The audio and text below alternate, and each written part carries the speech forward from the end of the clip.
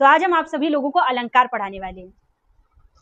तो सबसे पहले देखते हैं क्या अलंकार। अलंकार का मतलब क्या होता है? अलंकार का मतलब होता है आभूषण। आभूषण का मतलब क्या होता है? गहने। तो यहाँ पे गहनों का मतलब क्या हुआ भाई? तो जिस तरीके से आभूषण किसी भी व्यक्ति की सुंदरता को बढ़ाने का काम करते हैं, उसी तरीके से ये जो अलंकार होते हैं ये काव्य की सुंदरता को बढ़ाने का काम करते हैं। किसकी सुंदरता को बढ़ाते हैं? ये काव्य की शोभा बढ़ाते हैं। इसीलिए हम लोग अलंकार का प्रयोग करते हैं। तो अलंकार क्या होते हैं? अलंकार का मतलब होता है आभूषण। जिस प्रकार किसी भी व्यक्ति की सुंदरता को बढ़ाने का काम करते हैं आभूषण, उसी प्रकार जो अलंकार होते हैं ये काव्य की शोभा को बढ़ाने का काम करते हैं। समझ गए? तो ये होते हैं अलंकार। अब देखें कि अलंकार कितने होते हैं। तो वैसे तो अलंकार बहुत सारे होते हैं, लेकिन हमारे जो सिलेबस में अलंकार हैं वो हैं उपमा अलंकार। वैसे अलंकार दो प्रकार के होते हैं। कौन से? एक शब्द अलंकार और एक अर्थ अलंकार। लेकिन हम फालतू का कुछ भी नहीं पढ़ेंगे, हम बस सीधे इसी पे आते हैं। तो उपमा अलंकार, रूपक अलंकार और उत्प्रेक्षा अलंकार। तो हमारे सिलेबस में ये तीन ही अलंकार हैं। क्लास 9th में हमारे सिलेबस में थे अनुप्रास अलंकार, श्लेष अलंकार और यमक अलंकार, और क्लास 10th में है उपमा अलंकार, रूपक अलंकार और उत्प्रेक्षा अलंकार। तो चलिए एक एक करके सबको देखते हैं। तो सबसे पहले उपमा अलंकार। उपमा अलंकार क्या होता है? उपमा का मतलब होता है तुलना। उपमा का मतलब होता है तुलना। कैसी तुलना? जब भी हम किसी एक व्यक्ति की तुलना किसी दूसरे व्यक्ति से करते हैं तो वहीं पर उपमा अलंकार होता है। जब भी हम किसी एक व्यक्ति की तुलना किसी दूसरे व्यक्ति से करते हैं या वस्तु से करते हैं, जब भी हम किसी एक व्यक्ति या वस्तु की तुलना किसी दूसरे व्यक्ति या वस्तु से करते हैं तो वहां पर उपमा अलंकार होता है। कौन सा अलंकार होता है? उपमा अलंकार होता है। उपमा अलंकार के 4 अंग होते हैं। कितने अंग होते हैं? 4 अंग होते हैं। कौन से 4 अंग होते हैं?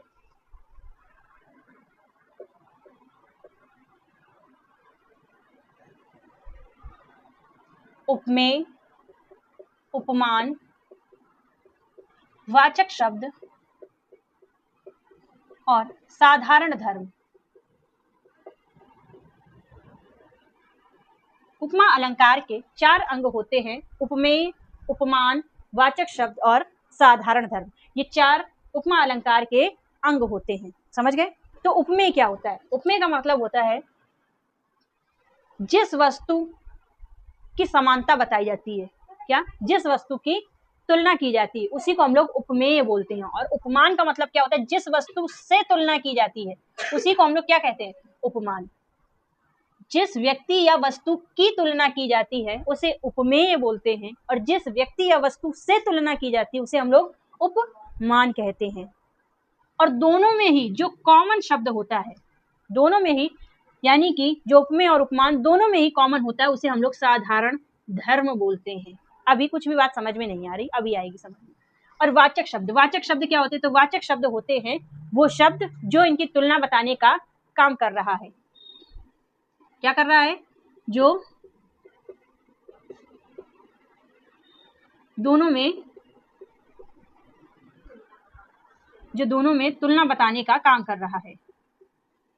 तुलना बताने का काम करता है। समझ गए? कुछ नहीं समझे? उपमा अलंकार वो अलंकार जब किसी एक व्यक्ति या वस्तु की तुलना किसी दूसरे व्यक्ति या वस्तु से की जाती है तो वहां उपमा अलंकार होता है। उपमा अलंकार के 4 अंग होते हैं। उपमेय, उपमान, वाचक शब्द और साधारण धर्म। उपमेय का मतलब होता है जिस व्यक्ति या वस्तु की तुलना या समानता की जाती है वो उपमेय होता है। उपमान का मतलब होता है जिस व्यक्ति या वस्तु से तुलना की जाती है उसे उपमान कहते हैं। वाचक शब्द जो दोनों में समान होता है, और साधारण धर्म वो चीज, वो तुलना वाली चीज जो दोनों की तुलना कर रही है, कॉमन चीज है दोनों में। अब देखते हैं एग्जाम्पल से कैसे। जैसे यहाँ लिखा है हरिपद कोमल कमल से। हरिपद कोमल कमल से, यानी कि हरिपद का मतलब क्या हो गया? भगवान के चरण। हरि के चरण कोमल है। कैसे कोमल है? कमल के जैसे कोमल है। किसके जैसे कोमल है? कमल के जैसे कोमल है।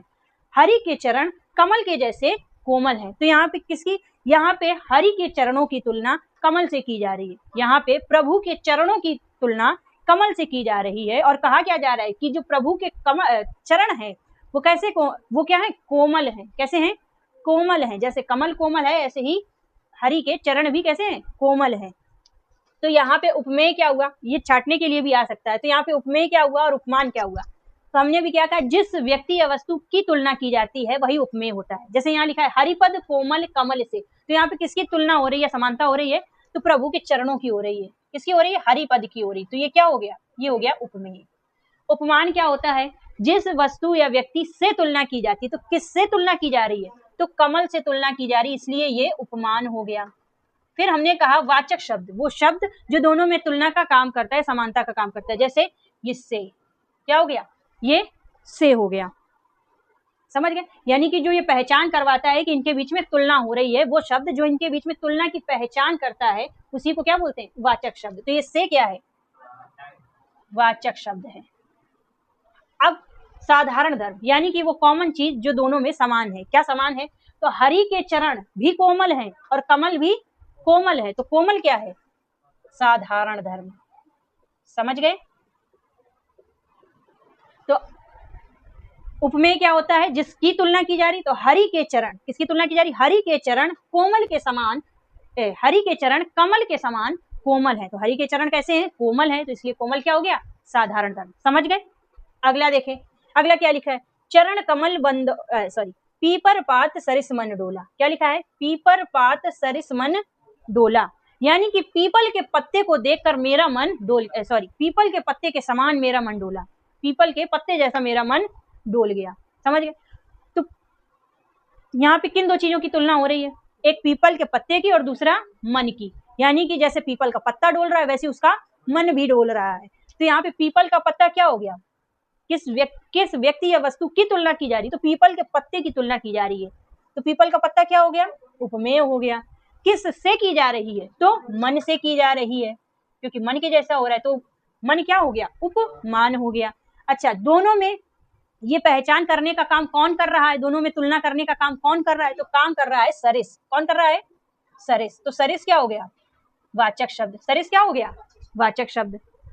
डोला, अब दोनों का काम क्या हो रहा है, पीपल का पत्ता भी डोल रहा है और मन वो भी डोल रहा है। तो ये डोला क्या हो गया, साधारण धर्म। समझ गए कि नहीं समझे। अब बात आती है इनकी पहचान की, तो इसके लिए हम एक ट्रिक बता देते हैं। उपमा अलंकार को पहचानने का सबसे आसान तरीका है कि वाचक शब्द में, जो वाचक शब्द होते हैं, यानी कि यहाँ पे आपको अलंकार में देखने को मिल जाएगा सा, सी, से, सरिस, सादृश्य, सरिस, सादृश्य, के समान, के समान, की तरह, और सम, और सरीखी, सरीखी। अगर इनमें से कोई भी शब्द कहीं देखने को मिल जाए तो बिना कुछ सोचे समझे आंख बंद करके उपमा अलंकार पे टिक लगा देना। जैसे कि हरिपद कोमल कमल से, यहाँ पे क्या आया, से आ गया, तो ये कौन सा अलंकार है, उपमा अलंकार। पीपर पात सरिस, सरिस आ गया, तो फिर कौन सा अलंकार हो गया, उपमा अलंकार। तो जिस भी जगह, जिस भी अलंकार में सा, सी, से, सरिस, सदृश, के समान, की तरह, सम, सरीखी, ये कोई भी इनमें से शब्द देखने को मिल जाए, वो अलंकार कौन सा है, उपमा अलंकार। समझ गए। हमें लगता है कि अब आप उपमा अलंकार को समझ गए, अब आपको कोई कंफ्यूजन नहीं होगी। अगर कोई कंफ्यूजन हो तो आप कमेंट बॉक्स में बता दीजिएगा। ठीक है, अब अगला देखते हैं।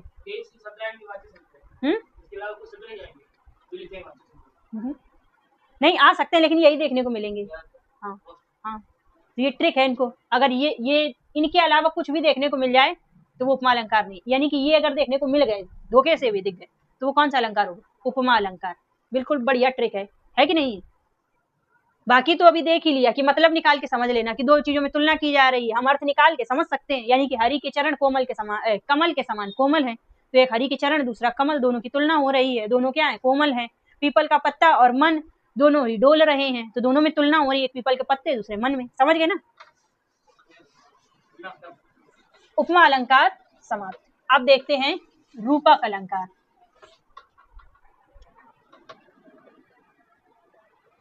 रूपक अलंकार जिसमें उपमेय और उपमान में अभिन्नता प्रकट की जाए। उपमा अलंकार क्या होता है, रूपक अलंकार क्या होता है, जब उपमेय और उपमान में अभिन्नता प्रकट की जाए।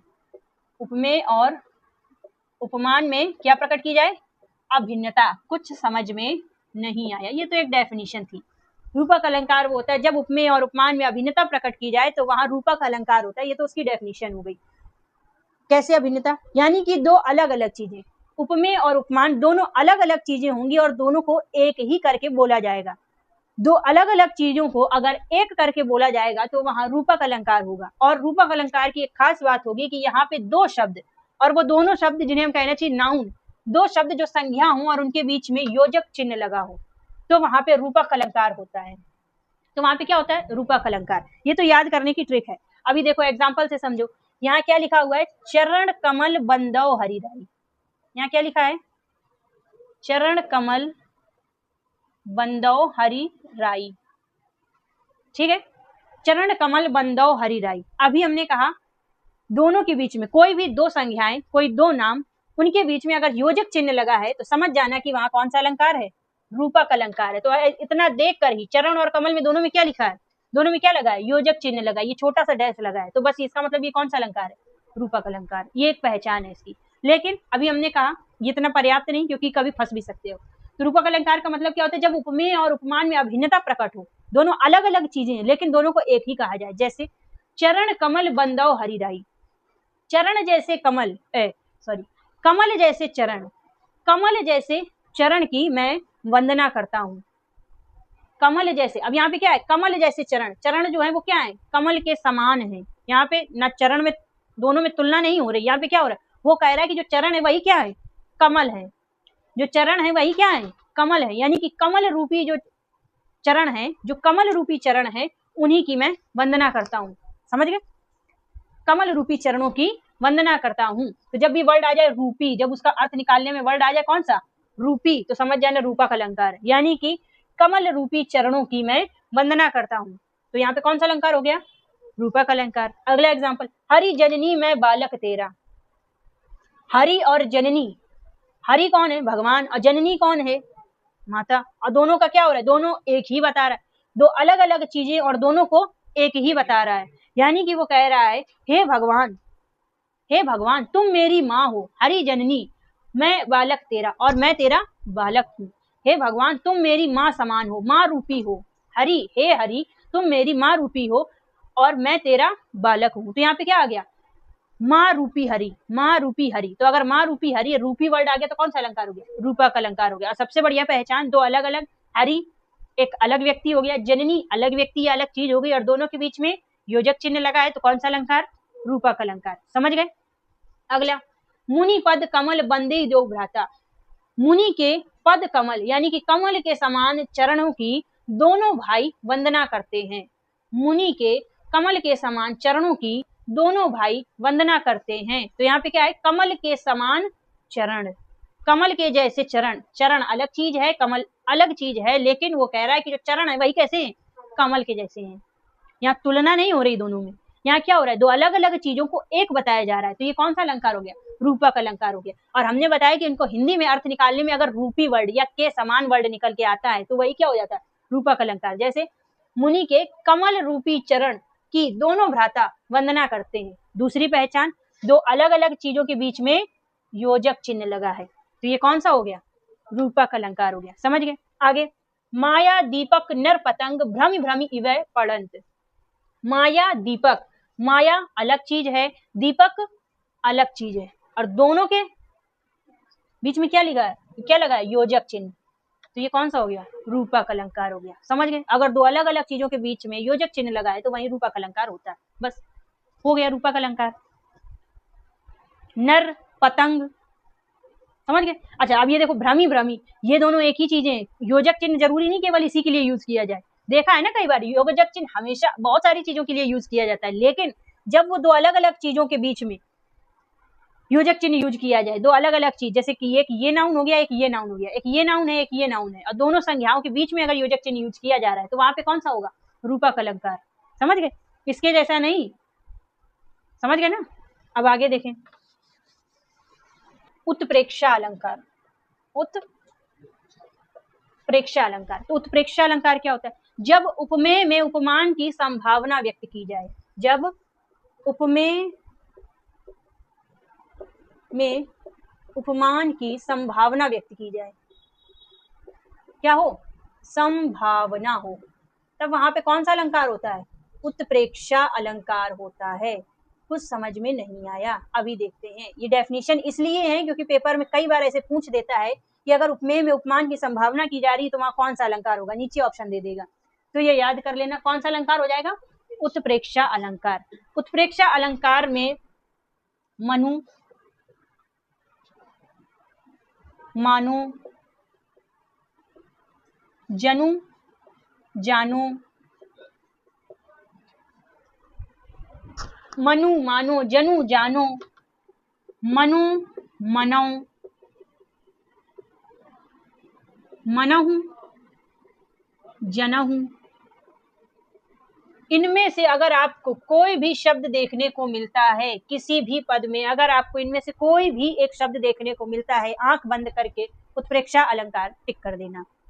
यहां देखो एग्जाम्पल देखो क्या लिखा है, सोहत ओढ़े, सोहत ओढ़े, पीत पटु श्याम सलोने गात, मनो क्या आ गया, मनो आ गया, तो ये कौन सा अलंकार है, उत्प्रेक्षा अलंकार। समझ गए। मनो नीलमणि शैल पर आतप पर्यो प्रभात, अगर इन सब में से जितने भी शब्द, इनमें से कोई भी शब्द आ जाता है तो आंख बंद करके उत्प्रेक्षा अलंकार लगा देना। कौन कौन से शब्द, मनु मानो, जनु जानो, यहाँ पे हाइफन लगाओ या ना लगाओ, ये हमने यूं ही लगा दिया याद करने के लिए। तो मनु मानो, जनु जानो, मनो मनो, मनहु जनहु, तो अगर इनमें से कोई शब्द देखने को मिलता है तो वही कौन सा अलंकार है, उत्प्रेक्षा अलंकार है। अगला एग्जाम्पल, धाय धाम काम सब त्यागी, मनहु क्या गया, तो कौन सा अलंकार हो गया, उत्प्रेक्षा अलंकार हो गया ना। तो आज के लिए बस इतना ही। अब आप लोग कल अपना previous year question paper set unsolved paper solve करके आना। अगर कोई प्रॉब्लम हो तो आप कमेंट बॉक्स में लिख सकते हैं और आप लोग हमसे डायरेक्ट पूछ सकते हैं, ठीक है। और हाँ, ये आपकी जो कहानियां, ये कहानियां तो छूटी गई, तो ये कहानियां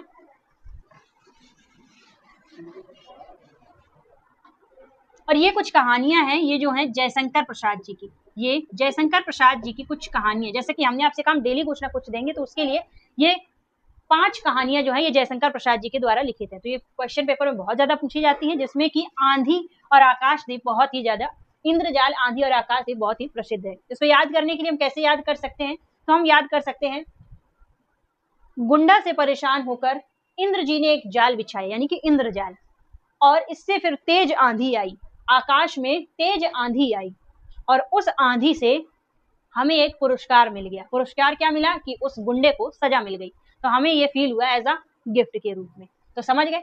तो कौन कौन सी कहानियां हैं, गुंडा, इंद्रजाल, आंधी, आकाशदीप और पुरस्कार। तो ये जयशंकर प्रसाद जी की कहानियां हैं जिनको आपको याद कर लेना है, ठीक है। तो जयशंकर प्रसाद जी हमने आपको पहले ही बताया कि बहुत ज्यादा इंपॉर्टेंट है, इसलिए इनकी कोई भी रचना हम लोग नहीं छोड़ेंगे, बाकी सब लोगों की हम लोग थोड़ी थोड़ी पढ़ेंगे, ठीक है। धन्यवाद, आज के लिए इतना ही।